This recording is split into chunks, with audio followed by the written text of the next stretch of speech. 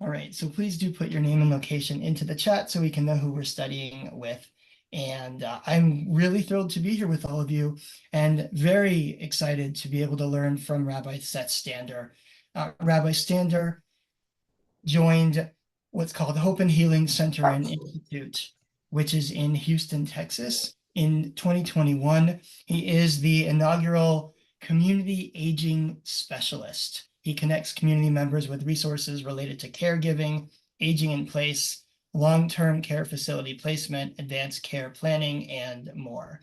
So what I'm going to do is I'm going to share my screen so we can say the blessing for study together. And then I'll just turn things right over to Rabbi Stander so that we can talk about building resilience. So if you'd like to say the blessing with me, we can do so now. And if you'd like to unmute so that we can hear each other say the blessing together, now is the time.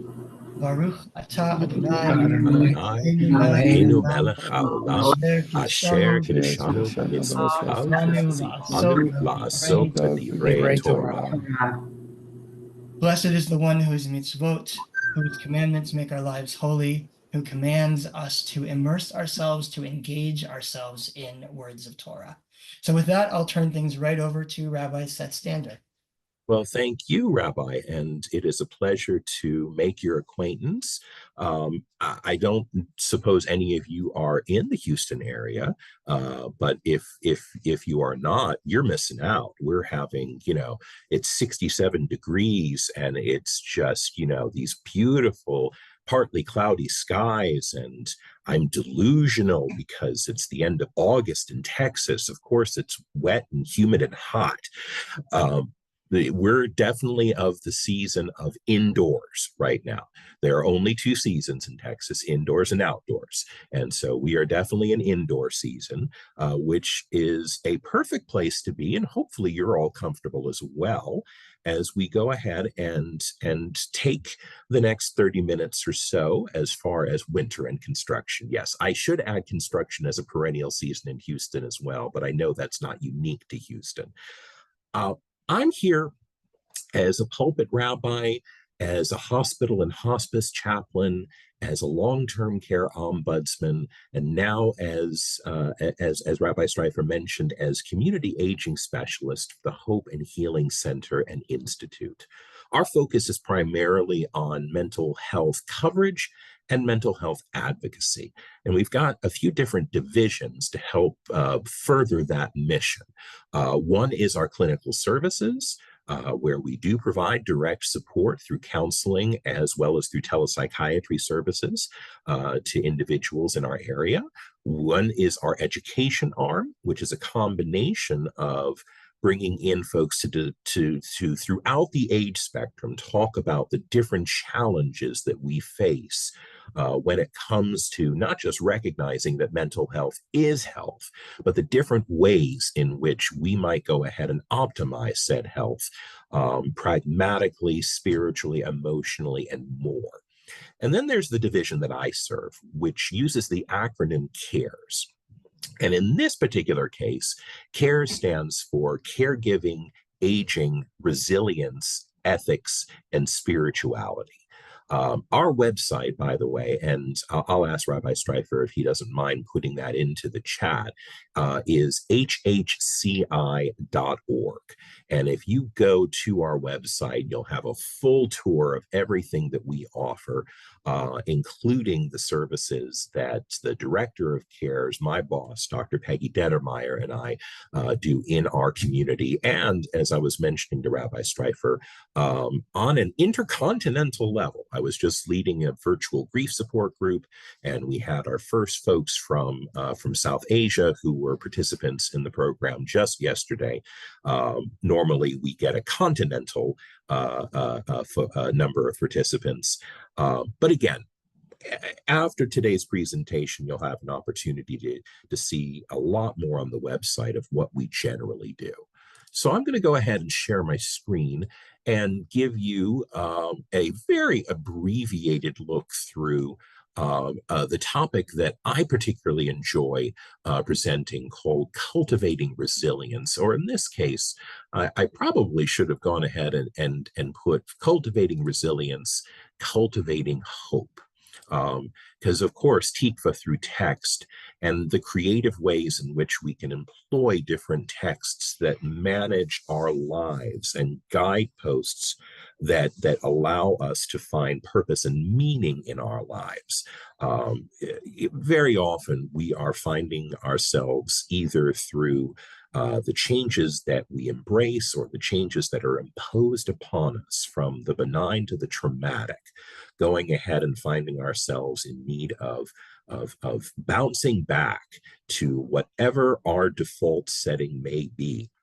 And that could be just a matter of minutes, or it could be a matter of years, could still be an ongoing process. And that's where ultimately a lot of the tools that I'm going to go ahead and talk about today hopefully will help you just as much as traditional texts and interpretations will. So I'm going to go ahead and start with someone I hope all of you have had a chance to look at. And I know there are many folks out there that go ahead and say, Viktor Frankl, Man's Search for Meaning. I've heard of it. I recommend reading it in its entirety, even though the gems in terms of its quotes, and I'm going to provide two of them here today, are easily found online or in presentations like mine. But ultimately, when we find ourselves in a time of transition, and Viktor Frankl's history, I hope you already know, everything in his life was tempered by the deprivations he suffered in the Holocaust. And to just use that sentence is to do an injustice to the amount of suffering and the amount of adaptation that he needed to go through in order to survive, let alone thrive, after one of the most profound levels of trauma any human being can experience. And indeed, a lot of what he is describing isn't just the creation of a psychological school referred to as logotherapy. It's also a model not just for resilience, not just for endurance, but it's also a model for hope through reframing, which is why I always begin with Frankl's comment: when we are no longer able to change a situation, well, we are challenged to change ourselves. Now, this may be a self-evident statement if we consider that no one really has the power to change the fundamental makeup of who we are, psychologically, emotionally, spiritually. We can be inspired by others to change ourselves. We can be motivated in a variety of ways along the spectrum between positive to diabolical, and hopefully on neither pole, but somewhere in between, a la the Rambam. Maimonides always seeking that Aristotelian golden mean, that balance in our lives that allows us to adapt to changes and return to a sense of equilibrium that much more quickly and with greater certainty of self. And ultimately, I want you to keep this phrase in mind as we go ahead and explore a little bit of just what Frankl is trying to teach us throughout his life, which of course I can encapsulate on just one screen, which is why I encourage you to read, at the very least, his seminal work, Man's Search for Meaning, but anything else you can get your hands on as well. It's not enough to own them. These need to be read cover to cover. But if I were to have to, on one foot, al regel echad, talk about logotherapy and why it means something to us when we are talking about Tikvah through text, here is Frankl's text in essence: that we have freedom of will, the freedom to choose our responses to any life circumstance. That's something that sometimes we don't think about and do automatically, and sometimes we're in complete denial about the idea that we can choose anything if we hit certain barriers physically, emotionally, in terms of our mental health. Anything that you can think of in terms of life's most extreme experiences. And yet our responses to them are of our choosing. hence freedom of will. But it goes beyond that. Frankl insists that will to meaning is the next logical step in that process of self-actualization and self-regulation, which of course lead to resilience, that we are free to achieve goals and purposes, to surpass pleasure and to support pain for meaningful causes. If I am, and I'll use a benign example, if I am fasting on Yom Kippur, I am fasting for a meaningful cause, which is to focus my attention on the prayers and meditations and discussions that hopefully permeate that entire day, to go ahead and to make sure that I am connected to the people around me, to the community around me, for the purpose of ritualizing how life can continue to give us more chances than we have ever imagined we're blessed to have, to succeed, to thrive, not just to endure. And that there is a difference, especially on Yom Kippur, between physically existing and living purposefully. Which leads us, of course, to Frankl and the idea of meaning in life, that we are free to, but also responsible for, cultivating our best selves and to get curious, which is why he uses this phrase, to discover the meaning of the moment we're in. Curiosity. For all of you who are Ted Lasso fans, I love Ted Lasso, even though it wasn't Walt Whitman who went ahead and said, be curious, not judgmental. I'm not sure who the originator of that was. What matters is that it's out there for us to use as inspiration when we feel like we are not thriving, but rather merely existing. That means we're stuck on some level or on multiple levels. We are existentially stuck and not connected to the idea that the moment we're in with curiosity and investigation can help us reframe to the final bullet point here, which is self-awareness of who we are, where we are, what's happening, and more importantly, what's not happening around us, and might be instead anxiety, rumination, fear of the unknown, which leads to self-regulation and adaptation to the circumstances we find ourselves in, girded by that curiosity, and shifting our attitude ultimately to one that is filled not only with the possibility of resilience, of bouncing back to that equilibrium that we find ourselves uniquely comfortable in, but from there, that we are free to hope, free to aspire, and free to live fully. Which leads us to another essential quote from Frankl's Man's Search for Meaning. Those who have a why to live can bear with almost any how. I'll reference here very briefly Rabbi Harold Kushner of blessed memory, whose work for which he is most known for, although he was the author of a number of brilliant works, is not called Why Bad Things Happen to Good People. It is called When Bad Things Happen to Good People. But again, going beyond the title and investigating the text with curiosity, you will get to why.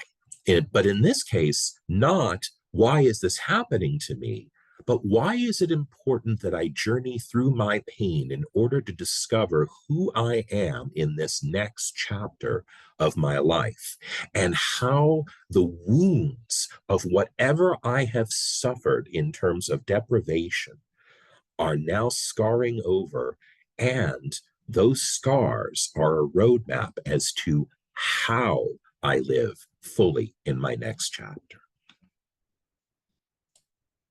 So A lot of what follows in the rest of this slide deck, and I can tell you right now, even though I've slimmed this down from my full-blown Cultivating Resilience presentation that I personalize for different venues, including today, there's a lot in here that we are just going to gloss over, but Rabbi Streifer has the slide deck and will be making it available to you, not just because of the bullet points, but I like to go ahead and to put in links that will hopefully give you more to chew on, if you will, well beyond whatever may inspire you from the bullet points a PowerPoint presentation can provide.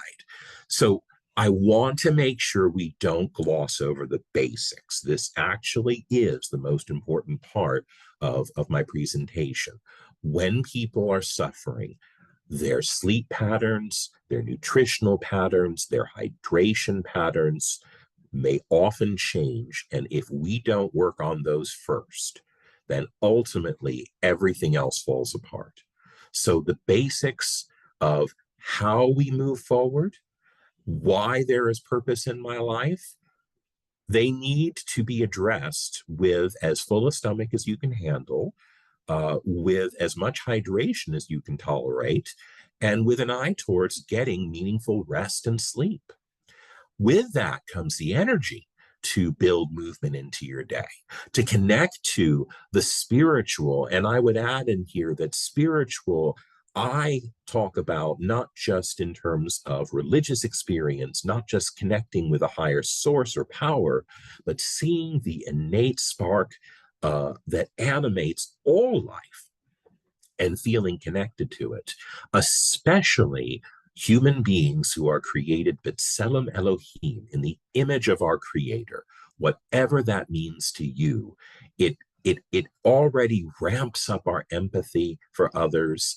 It already amps up our ability to be more attentive to the wonders around us.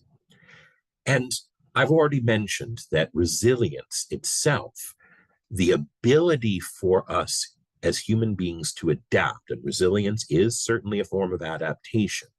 It takes very often the form of bouncing back after life tears us down.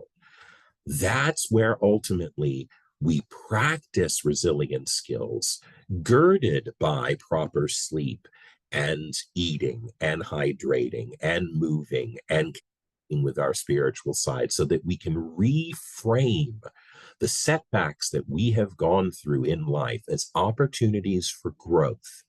And in some cases, and I encourage you to read about this on your own time, post-traumatic growth, certainly something that enables us to handle stress and to handle emergencies with a greater degree of reliability and consistency as we grow in experience and wisdom. Compassion, well, again, I'm not going to be able to get through everything on the deck, but I do want to make sure that you look at the Scientific American article that is listed here that talks about the idea about how being compassionate to others and to ourselves actually has a physiological effect on our body by stimulating the vagus nerve, which is really just a bundle of nerves. And in so doing, it lowers our blood pressure, it regulates our heart rate, and it helps us feel more at ease. For those of you who have the beauty, and especially if you identify as a Ashkenazi Jew of a certain age, you have had moments of anxiety in your life. Congratulations, Jews are wired a certain way. And while it's not a given that you ever had panic attacks, the likelihood that you have is higher than the norm. Yay. Having said that, there is no reason for us to say we should do everything in our power to stop something that is a natural ramping up of our survival instincts. That is what used to be known as the reptilian brain. And rather to go ahead and to say, it's happening, I'm aware of it, I'm going to do whatever I need internally and externally to regulate it. And then I'm going to bounce back from it with the perspective that it has a beginning, a middle, and an end. And therefore, I am not hopeless between those moments of anxiety. And really, when it all comes down to it, I think Albert Brooks, who wrote and starred in that wonderful movie, Defending Your Life, had it right when he was talking about what is the primary challenge of human beings in the world before they can move forward in whatever forward means in the universe. And it is how to go ahead and to come to a sense of comfort with your fear. Well, part of that also includes gratitude. I am not going to spoil the mayonnaise jar story. I'm rather going to let you read it on your own time. But suffice to say that simple actions, in this case at a summer camp, can change the perspective on how hot it is, how sticky it is, how crowded it is, and turn what people do for one another in a typical day, in a typical communal setting for different age groups, in this case, a camp season, into an opportunity for people to truly see one another and therefore love the kindnesses that they do for one another. And I will add that this is a positive feedback loop. When you are thankful, it benefits your health, enables you to sleep better, eat better, move better, drink better before and after, and therefore your ability to be kind to yourself and others improves as well.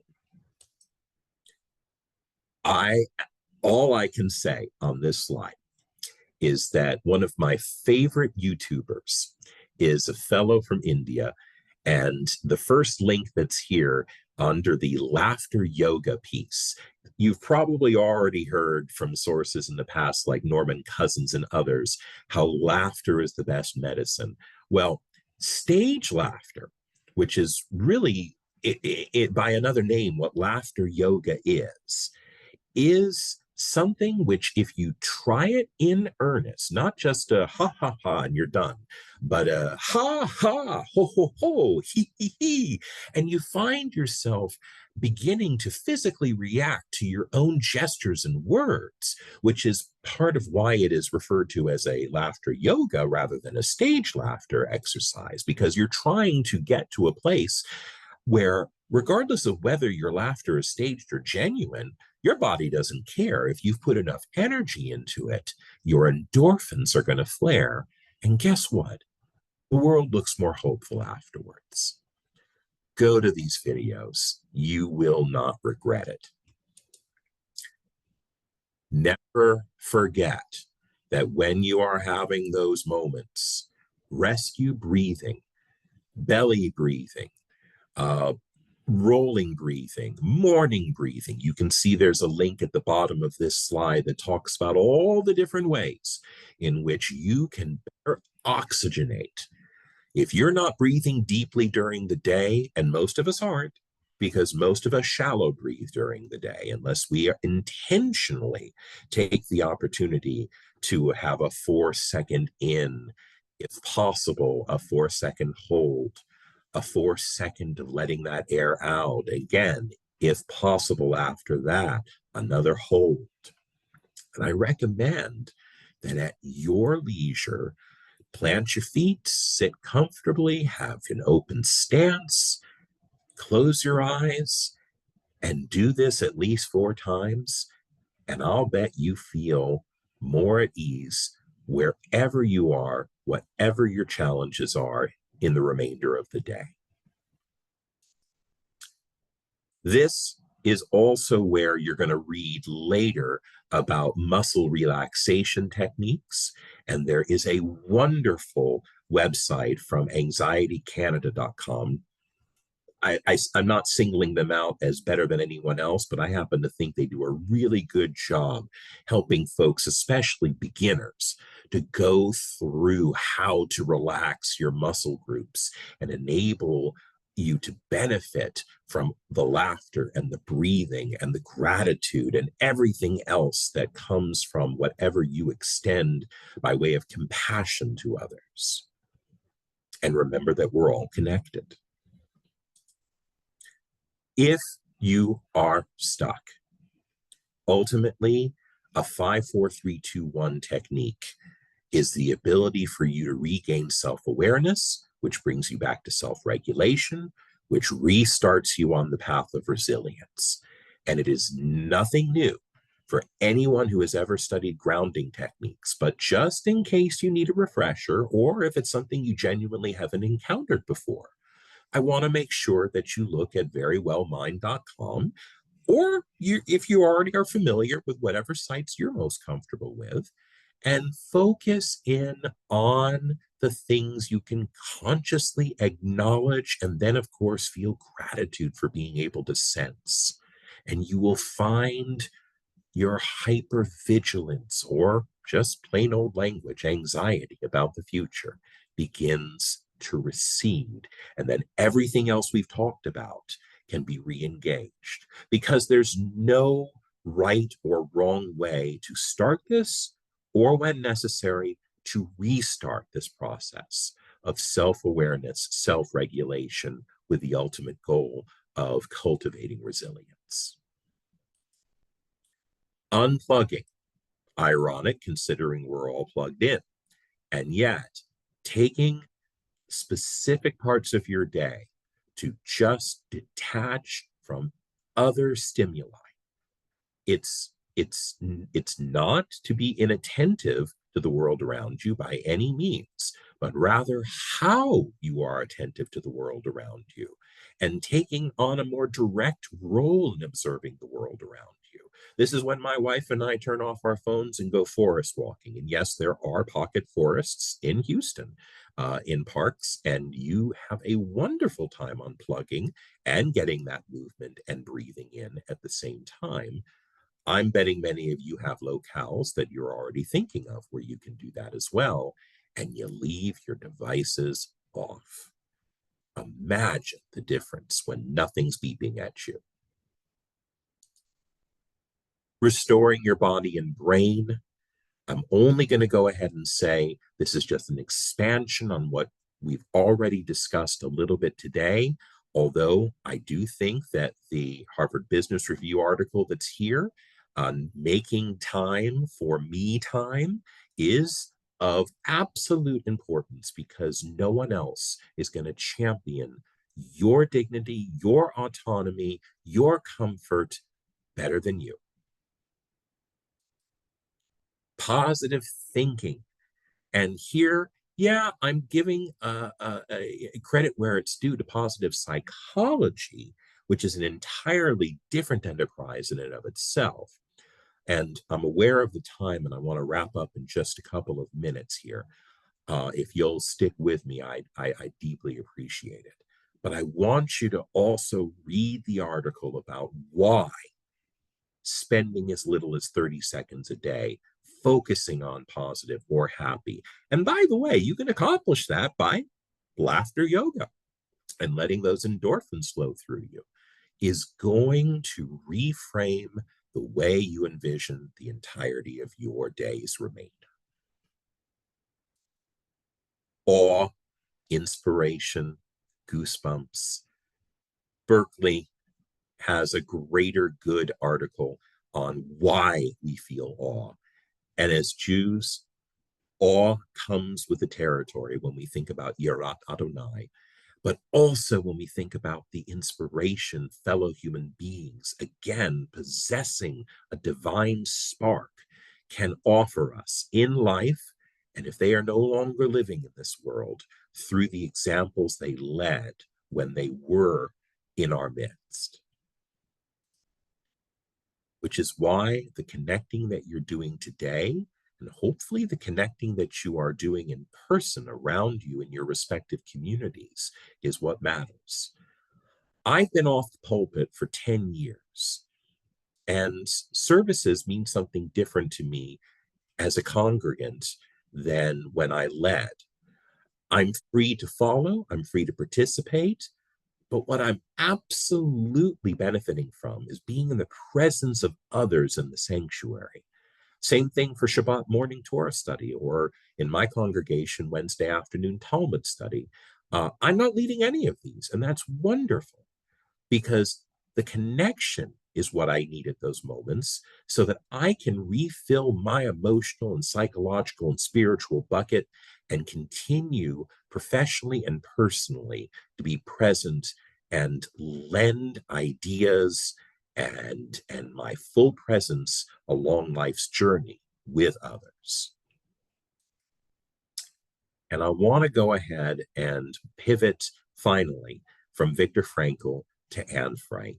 And if you can't gain inspiration from Anne Frank, then see a doctor. Something's wrong with your thyroid, or something's wrong with your biochemistry in the brain, and we need to get that fixed. I'm a firm believer in pharmacology, along with therapy and community and all the self-affirming things I've described today. And Anne Frank, I just love returning again and again to this.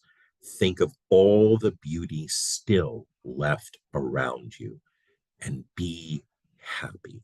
She's not ordering you to change your attitude, but rather she's inspiring you to be more resilient so that happiness and hope and purpose all blend together to give you moments of balance and joy. In the slide deck, you're going to find contact information for both the director of HHCI CARES, Dr. Peggy Dettermeyer, who I mentioned earlier, and for me. We are here if you ever have questions, individual consultations about matters related to aging on any level. And again, go to our website to see the range of things we do, and also how we refer when people have needs beyond what we provide. And remember that you are never, never alone. And we encourage you to make use of your local resources, resources like ours, and continuing to connect to community just like you have done today. With that, I'm going to stop sharing.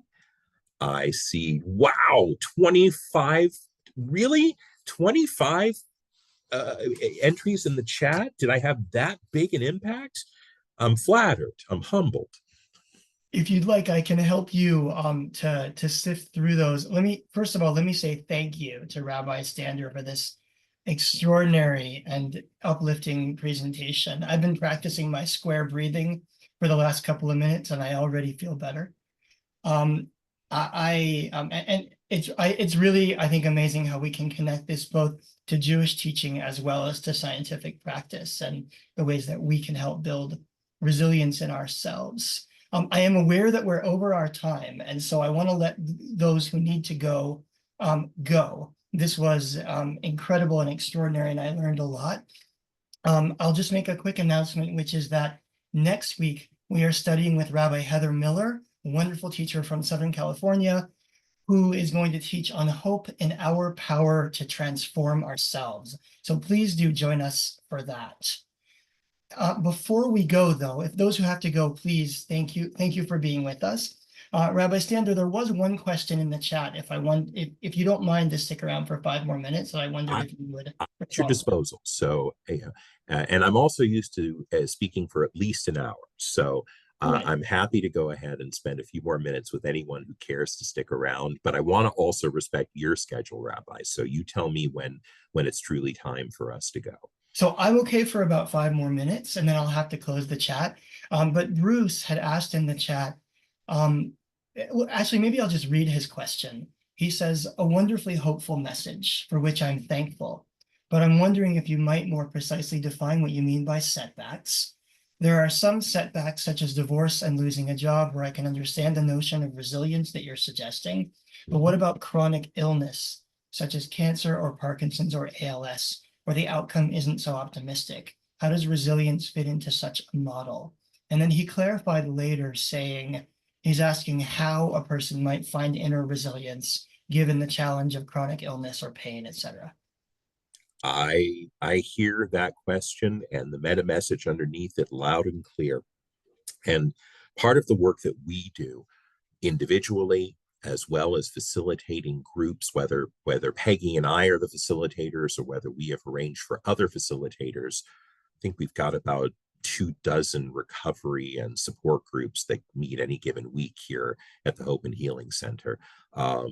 Is to make sure that for as long as is humanly possible, we are keeping people connected to peers who may not understand the unique feelings that you are wrestling with, but certainly understand the trends that go along with the chronic illness, the irreversible disease, the progressive diseases that rob us of not just our mobility, but we spend a lot of time here, for example, focusing in on Alzheimer's and other forms of dementia and the impact that has on a person's physical freedom, and then later on their ability to recognize loved ones, and what it does most of all to the caregivers who are so deeply involved in their lives for as long as humanly possible,